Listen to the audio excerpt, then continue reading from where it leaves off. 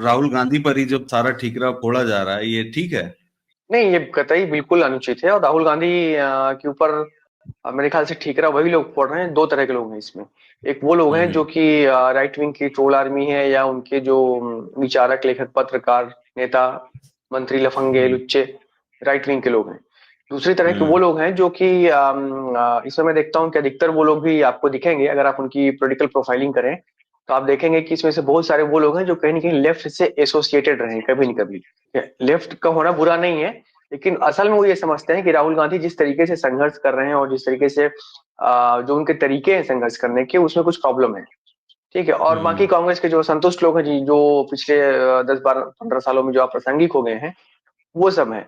कुल मिलाकर के एक ये सब तीनों तीनों तरह की ताकतें मिल करके एक ऐसा बड़ा एक वास्ट यूनिवर्स बनाती हैं, जिसमें से कि वो राहुल गांधी पे अटैक करते हैं। क्यों? क्योंकि राहुल गांधी इस समय असल में देखा जाए तो प्रतिरोध की या विपक्ष की सही आवाज वही आदमी है। ठीक है। हार गया वो एक अलग चीज है, हार जीत एक अलग चीज है। मैं वहां पर था और मैंने बहुत माइन्यूटली चीजों को देखा है। और चुनाव परिणाम की अगर आप बात करें तो मुझे कहीं से भी ये अप्रत्याशित नहीं लगते हैं। बिल्कुल जो मैं महसूस कर रहा था, शायद हमारी बातचीत भी हुई थी, वो बिल्कुल उसी के अनुरूप रिजल्ट आए हुए हैं। इसमें कहीं से भी कुछ मुझे नहीं लगता कि ये कुछ अप्रत्याशित है। लेकिन जब मैं ये कह रहा हूँ तो ये मैं मान के चल रहा हूँ, पहले से ही दिमाग में मेरी ये बात है कि इसमें चुनाव आयोग शामिल है। इसमें से 10,000 की भूमिका है, नोट बेसिकली नोट देकर के वोट खरीदे गए हैं। ये सब मानते हुए मैं कह रहा हूँ कि अप्रत्याशित नहीं है ये। और ओके। राहुल गांधी के ऊपर जो बिल्कुल। अटैक हो रहा है वो बिल्कुल उसी एक तरह से बड़े षड्यंत्र का हिस्सा है। अफसोस की बात यह है कि चाहे वो तेजस्वी यादव हो, चाहे वो अखिलेश यादव हो, चाहे वो ममता बनर्जी हो, चाहे वो डीएमके के लोग हो, चाहे वो शिवसेना के लोग हो, चाहे वो विपक्ष की आप किसी भी पार्टी के किसी भी नेता का नाम ले लीजिए, अगर सत्ता में उनकी भागीदारी सुनिश्चित हो रही है, क्योंकि वो सत्ता के लिए जीते हैं। उनकी हम्म। उनके दिमाग में राजनीति का मतलब सत्ता ही होता है। और वो साल भर, 5 साल तक, 4.5 साल तक वो चुप रहते हैं। 4 साल में वो एक्टिव होते हैं।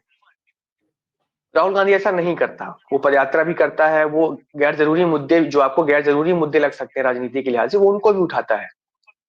तो असल में प्रतिरोध की आवाज, जनता की आवाज, विपक्ष की आवाज वही है। ये बाकी लोग उसके साथ इसलिए होते हैं क्योंकि कांग्रेस एक पैन इंडिया जिसका प्रेजेंस वो पार्टी है, और इस सत्ता में भागीदारी के लिए लड़ते हैं। जब इनको सत्ता नहीं मिलती है तो ये हताश होते हैं, और इनकी पार्टियों के अंदर जूतम बाजार शुरू होती है, घर में झगड़े शुरू होते हैं, जैसा कि तेजस्वी यादव के यहाँ, लालू यादव के यहाँ हो रहा है बिहार में।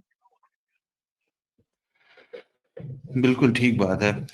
पंकज जी, अगले मुद्दे पर आते हैं। भाई जो तेजस्वी बताएं, मैं एक मिनट रोक रहा हूँ जी आपको, कि तेजस्वी यादव जी जी बताएं या उनके समर्थक बताएं या आरजेडी के लोग बताएं कि 5 साल जी। में उन्होंने ऐसा क्या किया कि उनको जनता मुख्यमंत्री बना ले।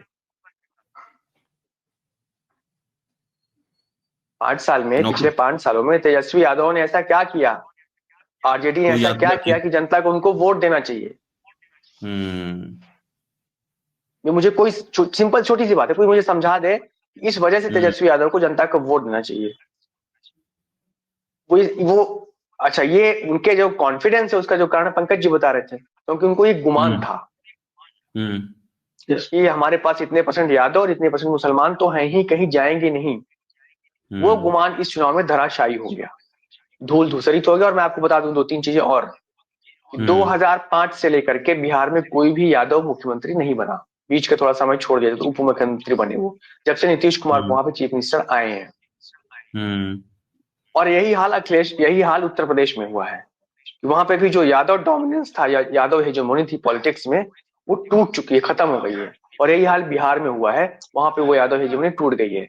और इस बार जैसा पंकज जी बता रहे थे, मैं तो था वहां पर, हालांकि मैंने डेटा नहीं देखा है, लेकिन बहुत बड़ी संख्या में यादव बीजेपी की तरफ गए हैं या मेंटली जा चुके हैं। मैं ऐसे अनेक यादवों से मिला जो संघ के द्वितीय तृतीय वर्ष के प्रशिक्षित थे, प्योर हार्डकोर संघी। ठीक है। अब मैं आपको फ्यूचर थोड़ा बता देता हूँ कि वो होगा क्या।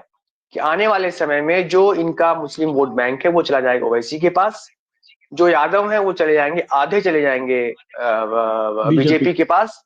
तो कुल मिलाकर के आने वाले अनेक वर्षों तक आप देखेंगे कि तेजस्वी यादव की पार्टी यही 20-25 सीटों पर झूलती रहेगी, क्योंकि इन्होंने पिछले समय जो इनके पास समय था उसमें इन्होंने किसी को जोड़ने की कोशिश नहीं की। नहीं की। नहीं, बिल्कुल। असली इसमें बात आनंद यह है। तेल तुमड़े का एक लेख, आनंद तेल तुमड़े का पूरा डिटेल से लेख है इसके ऊपर। कहाँ जी। पर है? मैंने देखा नहीं उस लेख को, पर मैं देखना चाहूंगा। हाँ हाँ, मैं भेज दूंगा उस पे कि आने वाले कई सालों में भारतीय जनता पार्टी जब तक नहीं चाहेगी तब तक नहीं हारेगी। बिल्कुल। उस पे एक पूरा उन्होंने उन्होंने बताया सिस्टम पे कब्जा किया है, निश्चित रूप से किया है। मशीन उनके साथ है, चुनाव आयोग उनके साथ है, पैसा उनके साथ है, सब कुछ उनके साथ है। लेकिन वो जिस लेवल की प्लानिंग करते हैं, जिस तरीके से लड़ते हैं, मैं तो हैरान रह हर गया देख सीट करके पे कि उनका उन्होंने प्लान है। उन्होंने हारे हारे चुनाव, 3-4 कम से कम 10 सीटों मैं आपको मेरे पास 30 सीटों का डेटा हिसाब किताब है। मैं आपको डिटेल लिख के बता सकता हूँ कि किस सीट पे वो हार रहे थे और कैसे कैसे मैन्युवरिंग करके, क्या क्या करके उन्होंने चुनाव जीत लिया। आप और कल्पना नहीं जिसको कर सकते टिकट नहीं दिया उसको लेकर आए, किस प्रकार से अपनी पार्टी में शामिल कर दिया, उसको अचानक उतनी सुख सुविधाएं दे दी जो उसने पूरी जिंदगी में नहीं देखी थी। और 2-5 हजार वोट इधर के उधर हो गए, हो गया खेल खत्म। हम्म। 2-5 हजार के लिए ज्ञानू दान आते हमारे।